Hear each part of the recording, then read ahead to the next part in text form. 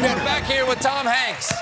Okay, now you are starring in a wonderful movie, a Steven Spielberg movie with Meryl Streep and Tom Hanks. Yes. It's called The Post. The Post, yes. And it's about the Post and the New York Times sort of racing to publish the Pentagon Papers. In all fairness and the historical record, the New York Times broke the story. Neil Sheehan, they put this top secret study. They had the papers and they put it. They ran it, I think, a couple of days before the Nixon administration, the Justice Department enjoined them, enjoined them, yes. That stopped them from publishing this report that had been around an awful lot about the America's history record in Vietnam. And the thing about it is that the record shows that every single person said we should not be there. Every Eisenhower, Kennedy, Johnson, they all said Nixon. The war is unwinnable. It's going to be a miasma. We should not be there, and yet we kept getting there. And by the time 1970 rolled around, I'm going to say somewhere between 30,000 and 40,000 troops had already been killed.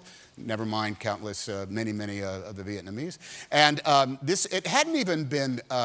It was actually already 5 years old. I think Robert McNamara, who was a Secretary of Defense, commissioned it, and it got out. And because of, it's really the week about when Katharine Graham became Katharine Graham and Ben Bradley, who you play. Who I play. It's funny, though, the Washington Post at the time certainly wanted to compete with the New York Times on a national level, but they also wanted to beat the #1 paper in Washington, D.C., which was called the Washington Star. That was the #1 paper in D.C. at the time. And where is the Washington Star now, my friend? It's on the ash heap of history. And in this scene, the Washington Post, who was beaten to these papers... You have a scene? We have a scene. We have a clip right here. Okay. And I believe it's after the Washington Post has acquired a large portion of the Pentagon Papers directly from... Daniel Ellsberg, who is the man who had been a Marine, worked for the Rand Corporation, and had stolen it from the Rand Corporation. He'd spirited it away from the Rand Corporation. The problem was that if the Washington Post ran this story, they could all be found guilty of treason and they could all have gone to jail. And Katharine Graham could lose the Washington Post. Yes. And her freedom, among other things. Jim? Ben, how are we supposed to comb through 4,000 pages? They're not even loosely organized? The Times had 3 months. There's no way we can possibly get this done. We got less than 8 hours. We could shoot for City, then we'd have 10. Hey, for the last 6 years, we've been playing catch-up, and now thanks to the President of the United States, who, by the way, has taken a all over the First Amendment, we have the goods. We don't have any competition.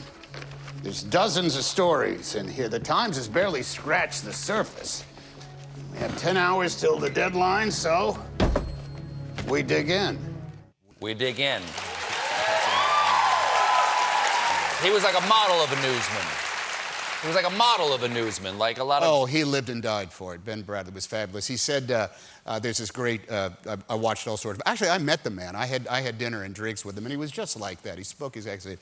He said, you know, you got to make sure, if you're going to put it on the front page of the paper, you've got to make sure it's right. Because if you're wrong, you got to eat it for the next 24 hours. And it doesn't taste good.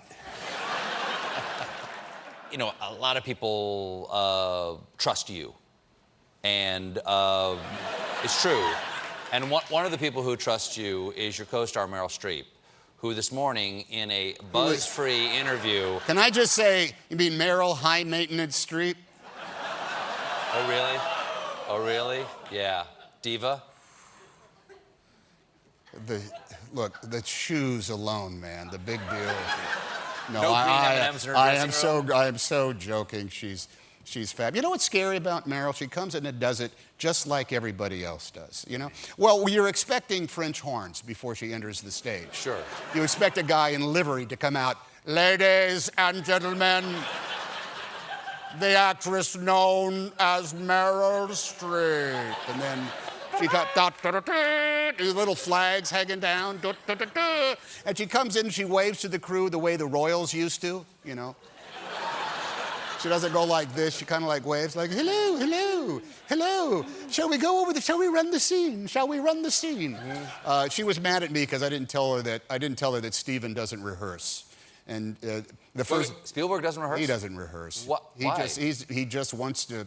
He wants to figure it out as he goes along. He says, he'll come to you and say, I have no idea how to shoot this scene. I really need you guys to help me. Got any ideas? And I said, well, yes, Stephen, as a matter of fact, I do. I think I'll be sitting here like this.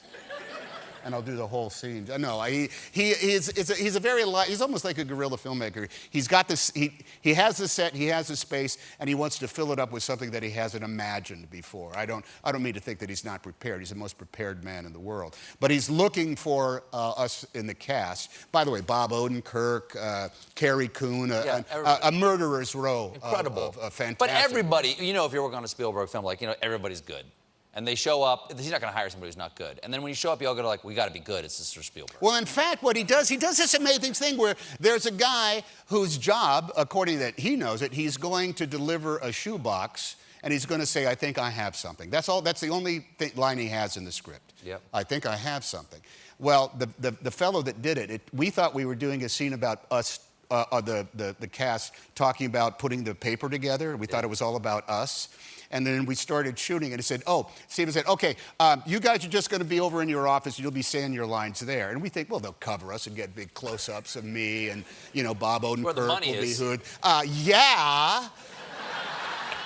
And it turned out the camera was following a guy with a shoebox, and he's the star of the scene now because the shoebox holds 200 pages of the Pentagon Papers.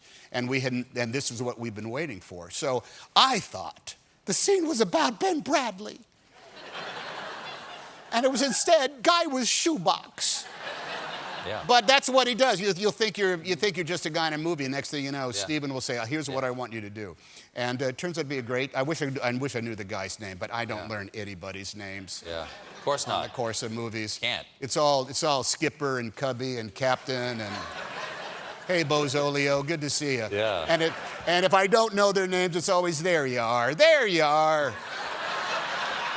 I'll tell you what, we got to take another break. We'll be right back with more Tom Hanks, everybody. Wow, what a cliffhanger. What's going to happen in the next Late Show video? Click subscribe to find out.